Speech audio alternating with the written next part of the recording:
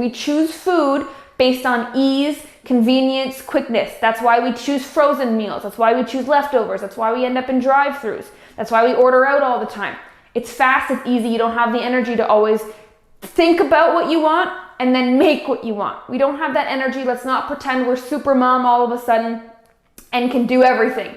It's not going to happen. So again, eye level, healthy foods in the fridge. Now, a great trick for me as well, and for a lot of the fit queens in my community, and I did this a lot, is you take the healthy food and you put it in clear glass containers.